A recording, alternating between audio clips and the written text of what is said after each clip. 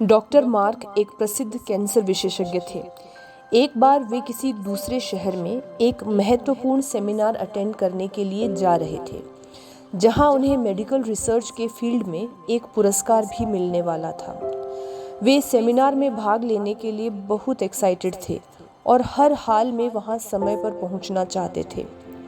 उन्होंने इस रिसर्च पर लंबे समय तक और कड़ी मेहनत की थी और इस अवार्ड को एक्सपेक्ट भी कर रहे थे। जिस फ्लाइट से वे रवाना हुए, उड़ान के लगभग 2 घंटे बाद उसमें किसी प्रकार की तकनीकी खराबी आ गई। इस कारण उसकी इमरजेंसी लैंडिंग करवानी पड़ी।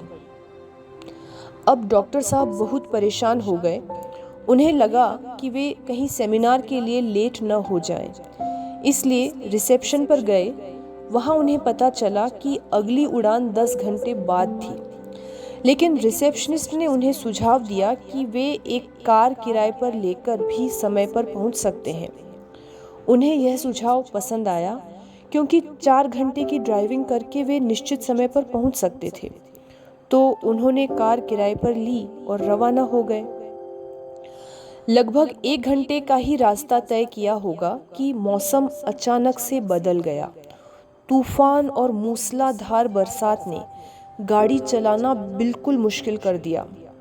रास्ता साफ दिखाई नहीं दे रहा था और कुछ दूर आने पर उन्हें समझ आया कि जिस मोड़ पर उन्हें मुड़ना था, वो शायद बहुत पहले ही पीछे छूट गया था।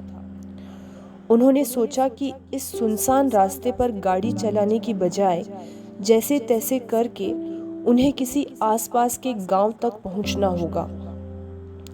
कुछ देर बाद एक टूटा फूटा सा घर दिखाई दिया।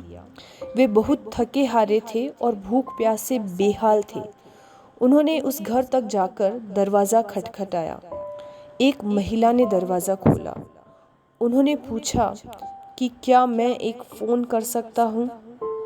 महिला के पास फ़ोन आदि की कोई सुविधा थी नहीं, पर उसने कहा कि वे अंदर आकर थोड़ी देर आराम कर सकते हैं और मौसम ठीक होने का इंतज़ार भी कर सकते हैं। भूखे प्यासे भीगे और थके हुए डॉक्टर थोड़ी देर आराम कर लेना ही उचित समझते हैं। महिला ने उन्हें गर्म चाय और खाने के लिए कुछ दिया और यह भी कहा कि वे चाहें तो प्रार्थना में शामिल हो सकते हैं। लेकिन डॉक्टर मार्क ने मुस्कुराते हुए कहा, मैं केवल कड़ी मेहनत में विश्वास करता हूँ। आप अपनी प्रार्थना जारी रखें। चाय की चुस्की लेते हुए डॉक्टर ने देखा कि वह महिला एक छोटे बच्चे के पालने के पास बैठकर प्रार्थना कर रही थी। उसके प्रार्थना के तरीके से डॉक्टर को महसूस हुआ कि वह शायद किसी मुसीबत में थी और ईश्वर से सहायता के लिए पुकार कर रही थी। जैसे ही उसने अपनी प्रार्थना समाप्त की, वैसे ही डॉक्टर ने उससे पूछा, क्या तुम्हें लगता है ईश्वर प्रार्थना सुनते हैं और वो तुम्हारी प्रार्थना भी सुनेंगे? महिला ने उत्तर दिया, हाँ, मुझे पूरा भरोसा है। डॉक्टर ने पालने में लेटे हुए बच्चे के बारे में भी पूछा, तो महिला ने जवाब दिया कि यह उसका इकलौता बेटा है और वो इसी के लिए भगवान से प्रार्थना कर रही थी। उसे एक दुर्लभ तरीके का कैंसर है। तो क्या तुमने इसे किसी डॉक्टर को दिखाया? हाँ, अनेक डॉक्टर्स को दिखाया, लेकिन सभी कहते हैं कि इसका इलाज केवल डॉक्टर मार्क ही कर सकते हैं, पर वे यहाँ से बहुत दूर किसी शहर में रहते हैं। मेरे पास उनकी फीस चुकाने और दूसरे शहर में जाकर इलाज कराने जितने पैसे नहीं हैं।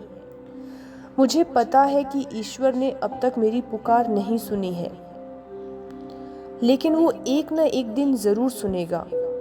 वो कोई न कोई रास्ता ज़रूर निकालेगा। चाहे कितनी भी देर लगे, मुझे पूरा विश्वास है कि वो मुझे निराश नहीं करेगा। डॉक्टर मार्क चकित रह गए। उनकी आंखों से लगातार आंसू बहते जा रहे थे। उन्होंने घटनाओं को क्रम से याद किया। विमान में खराबी का आना, मौसम का खराब होना, उनका गलत रास्ते पर आ जाना, और यह सब इसलिए हुआ क्योंकि ईश्वर उस महिला की सहायता कर रहा था, और शायद इसलिए भी कि वो यानी डॉक्टर मार्क अपनी भौतिकवादी दुनिया से बाहर निकले और अपने हुनर का इस्तेमाल उन गरीब और असहाय लोगों के लिए करें जिनके पास करने के लिए प्रार्थना और देने के लिए दुआ के सिवा और कुछ नहीं है। हम दुनिया में चाहे जितनी उपलब्धियां हासिल कर लें, असली सुख तो तभी मिलता है जब हम किसी के काम आ सकते हैं। दोस्तों, उम्मीद है कि आपको आज की कहानी पसंद आई होगी। अगर पसंद आई है तो लाइक और शेयर करना न भूलें। अगर आप चैनल पर पहली बार आए हैं और अब तक आपने इसे सब्सक्राइब नहीं किया है तो जल्द से जल्द इसे सब्सक्राइब कीजिए।